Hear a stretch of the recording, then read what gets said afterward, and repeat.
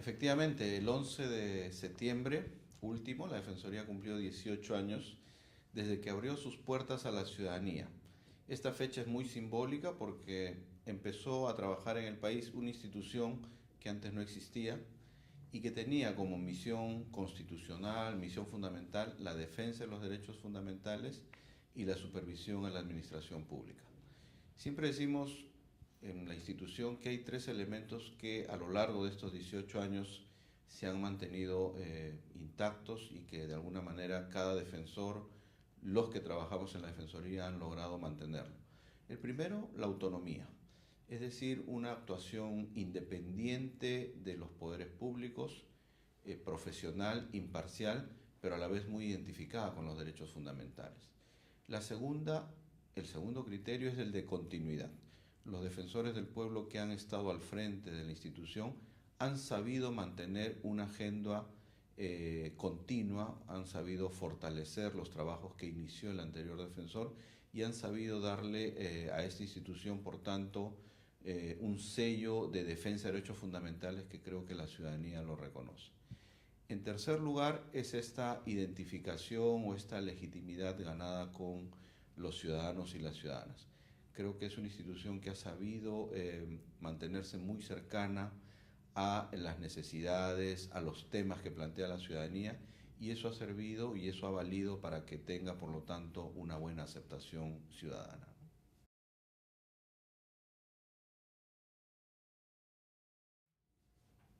Anécdotas, siempre hay muchas.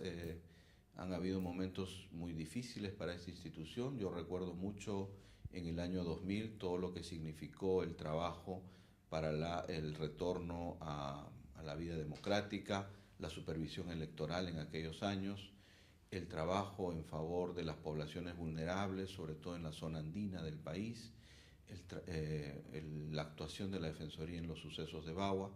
En fin, siempre hay hechos que marcan cada periodo, cada momento en el trabajo de la Defensoría del Pueblo.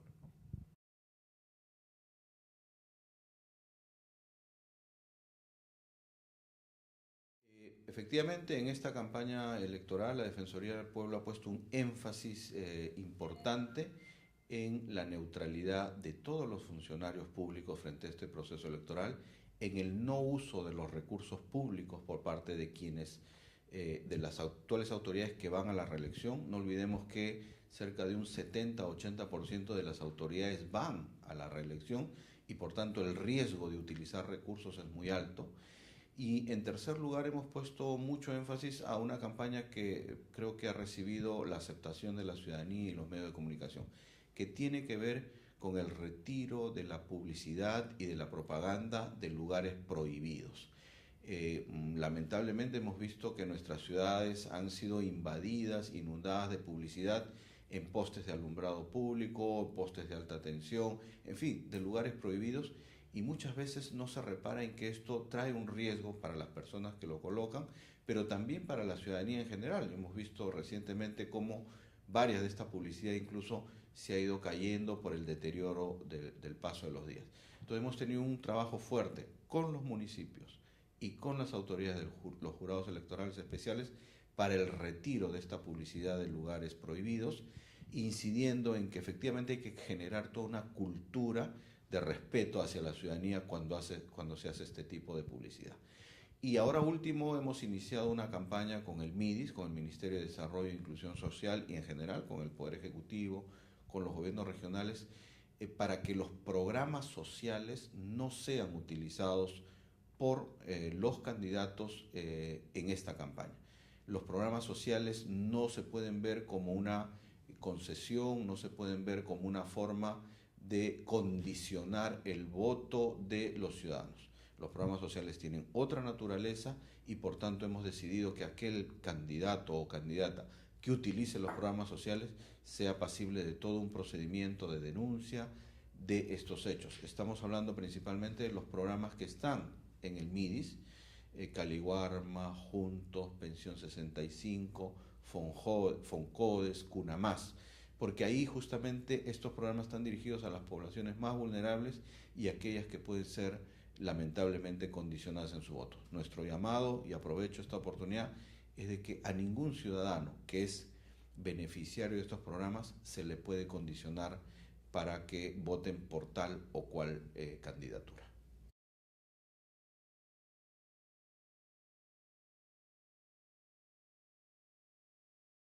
Efectivamente, la corrupción lamentablemente la hemos visto en este último periodo que está demasiado presente, muy presente en muchas regiones, en muchos municipios. No por ello tenemos a dos presidentes presos, el presidente de Ancash, el de Puno, y hay otros dos con órdenes de captura, el de Tumbes, en fin, y otras personas más. Eso nos ha hecho ver que el proceso de descentralización está amenazado por este fenómeno de la corrupción. Necesitamos, por tanto, fortalecer seriamente los niveles de control y de fiscalización de la gestión municipal, de la gestión regional. Nuestra labor frente a este tema ha sido el de básicamente, en primer lugar, estar atento a este tipo de denuncias, a este tipo de situaciones. Yo debo señalar aquí, lo he venido diciendo, que en estos últimos años las instituciones más quejadas en la Defensoría del Pueblo por la ciudadanía justamente son los municipios distritales, los municipios provinciales y también los gobiernos regionales.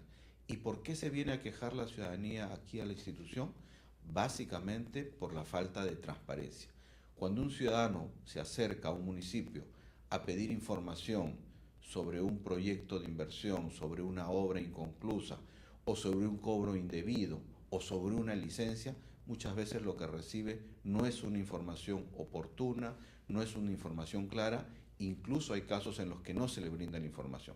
Por ello es que la transparencia en los municipios, en los gobiernos regionales, es vital para luchar con la corrupción y para que justamente el ciudadano tenga una herramienta de fiscalización, de vigilancia frente a los municipios y gobiernos regionales.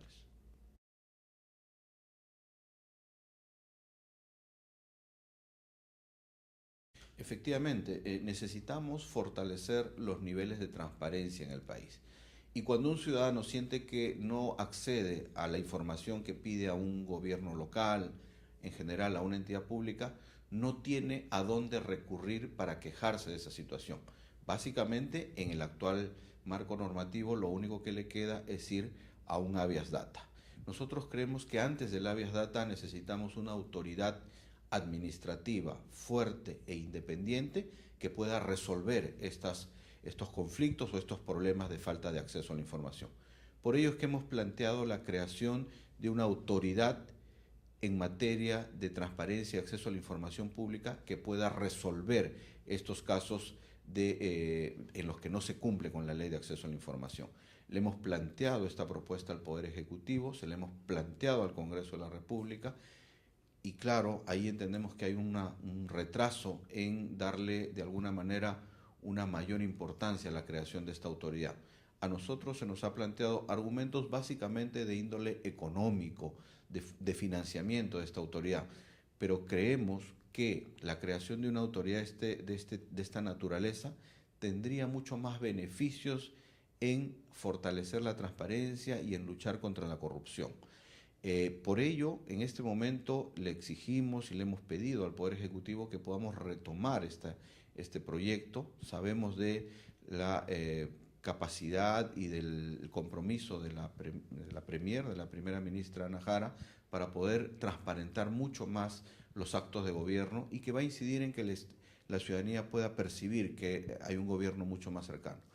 Creemos que hay la necesidad, por tanto, de retomar este tema y de crear esta autoridad básicamente con tres características principales. Primero, de ser un órgano rector de la transparencia y por lo tanto de poder desarrollar aquellos mecanismos que permitan fortalecer la transparencia en el país. Dos, de justamente ser un órgano decisor, un órgano que sancione los incumplimientos a la ley de transparencia y en tercer lugar, un órgano de capacitación. Necesitamos que las autoridades, sobre todo que aquellas que después del 5 de octubre asuman tareas de alcaldes, regidores, presidentes de gobierno regional, consejeros regionales, puedan conocer esta norma y podamos tener, por lo tanto, un mejor desempeño de nuestras cultura de transparencia en la administración pública, ¿no?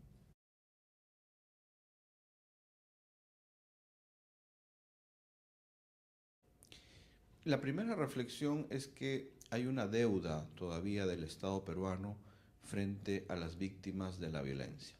Una deuda que se traduce todavía en la necesidad de justicia, de que los procesos judiciales avancen mucho más rápidamente y con la voluntad de poder investigar este tipo de casos que son complejos pero que requieren finalmente una clara voluntad de no permitir que las violaciones a los derechos humanos queden impunes. Creo que en esa dinámica la exposición, la muestra de las prendas de 54 personas halladas en Los Cabitos, en esta zona donde se enterraron y luego se exhumaron estos restos, ayuda justamente a decirle al país, no podemos olvidarnos que esta es una agenda importante en materia de derechos humanos. Lo segundo es que hablamos de familias que, como bien ustedes señalan, han venido durante estos años, cerca de 20, 30 años en algunos casos, pidiendo también la recuperación de sus restos y la entrega a las familias de estas personas desaparecidas. Es decir, nos reclaman qué pasó, qué ocurrió con sus familiares.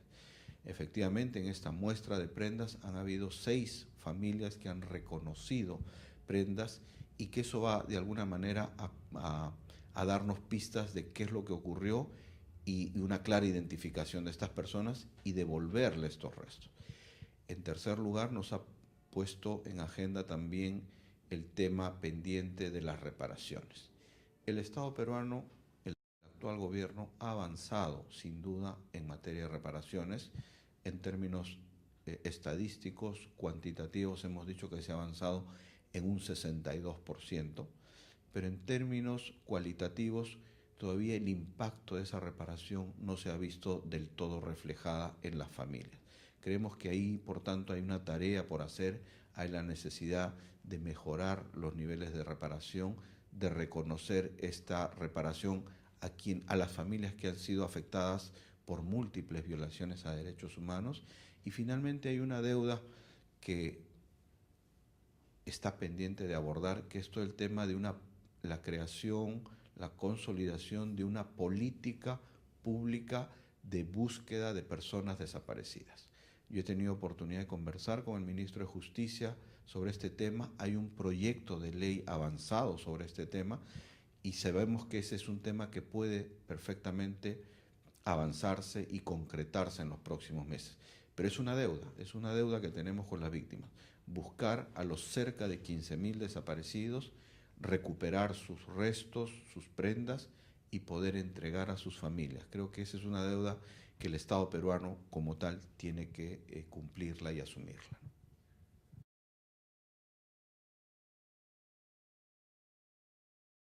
Efectivamente, hace algunos días atrás recibimos la información de los medios y también de nuestras propias oficinas del interior del país que frente a estos grupos en contacto inicial o aislamiento voluntario, pueblos indígenas en contacto inicial o aislamiento voluntario, se estaban produciendo una especie de tour, de turismo para conocer cómo vivían estas poblaciones. Sin duda son poblaciones que viven en un estado de extrema vulnerabilidad en su salud y en sus formas de vida que requieren una protección especial por parte del Estado, del Ministerio de Cultura, del Viceministerio de Interculturalidad, con quienes hemos coordinado esta situación.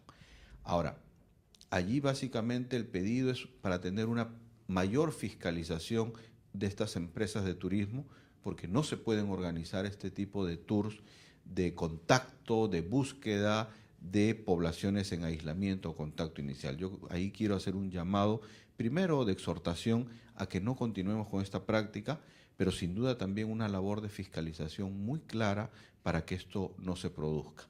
Y por otro lado, un llamado al Estado para poder brindar una mayor atención.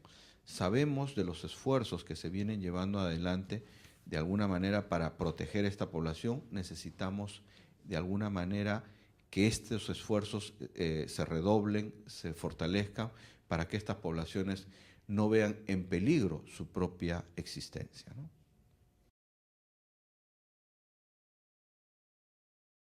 todo el país y todo el mundo vio con suma preocupación e indignación lo que ocurrió con Edwin Chota y otros 3 dirigentes indígenas ayánicas de la comunidad del Alto Tamaya en Soweto, en la región Ucayali. Estos dirigentes, desde hace muchísimos años, más de 10 años, vienen luchando contra la tala ilegal de árboles en su región, en su comunidad. Y lamentablemente nuestras autoridades no han escuchado los pedidos de esta población. Recientemente, en junio de este año, la Defensoría logró reunir aquí en estas oficinas a las autoridades de diversos sectores, de la PCM, de Agricultura, de OSINFOR, y en fin, de otras autoridades, junto con los dirigentes para abordar la problemática de la tala ilegal, pero también para pedirles 3 cosas muy puntuales. Una primera es ver la titulación de las tierras de las comunidades indígenas. Este es el principal problema que piden y reclaman las poblaciones indígenas, que se les titule para que justamente los taladores ilegales no puedan ingresar a sus tierras. Un segundo problema que nos plantean los pueblos indígenas es de una mayor fiscalización de aquellas zonas que están concesionadas para la tala, pero que justamente por esta falta de fiscalización muchas veces salen de estos lugares concesionados y se van a talar a lugares prohibidos. No hay una buena fiscalización. Y en tercer lugar, la protección. La protección a los dirigentes indígenas y a las comunidades indígenas que se ven afectadas por la tala. Lo que hemos visto es que justamente después de las denuncias que hizo Edwin Chota y de su permanente lucha contra la tala ilegal, estos criminales que se dedican a la tala ilegal han tomado esta decisión de asesinarlo y de querer acallar su voz. Lamentablemente, estos hechos no son aislados para la comunidad de Soweto, del Alto Tamaya, sino que también se producen en otras zonas de la misma región Ucayali.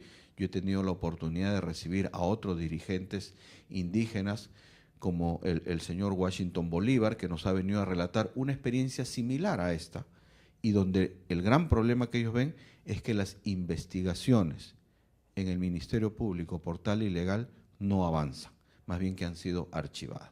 Entonces, volvamos a la agenda que nos plantea, que está detrás de la tala ilegal. Por un lado, titulación para los pueblos indígenas. En segundo lugar, mayor fiscalización a aquellas concesiones legales para que efectivamente cumplan con sus deberes y no se cometan este tipo de tala ilegal. Y en tercer lugar, una mayor protección a los dirigentes y a las comunidades indígenas que realmente viven en una situación de abandono frente al Estado, ¿no?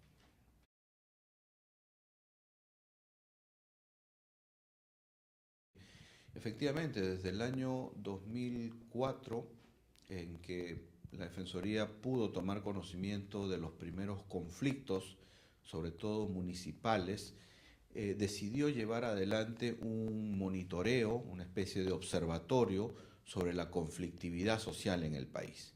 Aquella conflictividad que se origina justamente por esta situación donde las poblaciones ven en algunos casos afectada su situación, sus formas de vida, su medio ambiente, y por otro lado donde el Perú también veía con muy buenos ojos el crecimiento económico.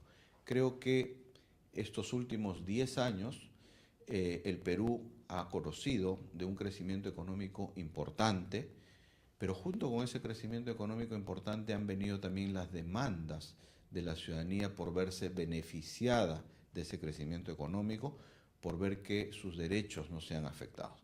Eso ha llevado a que efectivamente en muchas regiones del país se produzca una conflictividad social muy importante en torno a lo que nosotros llamamos temas socioambientales. ¿Qué quiere decir esto?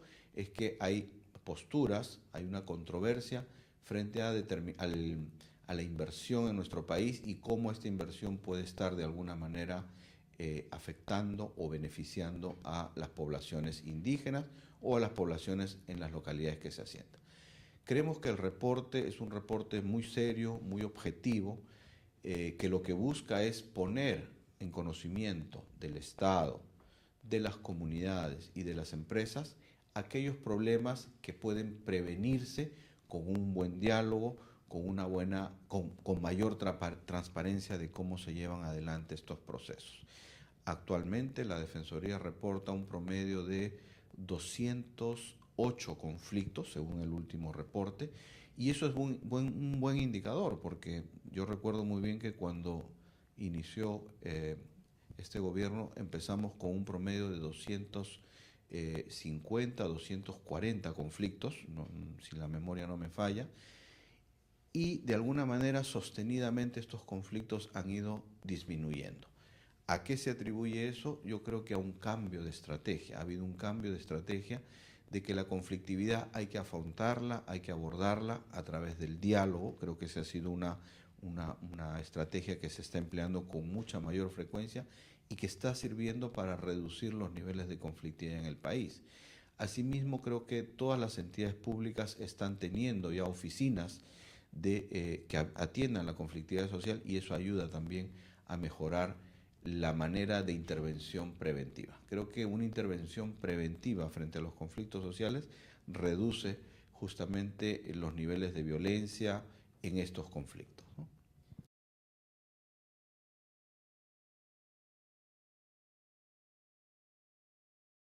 Efectivamente, el objetivo del reporte mensual de conflictos sociales es alertar a las autoridades, a las empresas y a la ciudadanía de cómo actuar frente a una situación que ya está planteada, una controversia que ya está planteada, y el objetivo es, por lo tanto, conducir o reconducir ese conflicto hacia los cauces legales, hacia el diálogo y hacia una solución pacífica.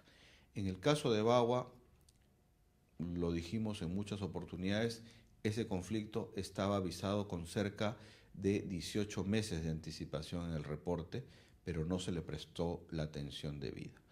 Si se le hubiese prestado la atención y si se hubiesen tomado los correctivos del caso, no hubiese ocurrido quizás esta tragedia, que es una de las tragedias que hasta el día de hoy marcan una relación con las poblaciones indígenas.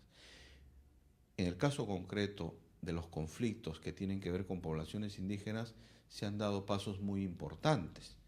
Este gobierno, apenas ingresó a asumir su tarea, publicó en septiembre del 2011 la Ley de Consulta Previa, un instrumento que reconoce los derechos de las poblaciones indígenas a ser consultadas frente a aquellas medidas que puedan afectar sus derechos.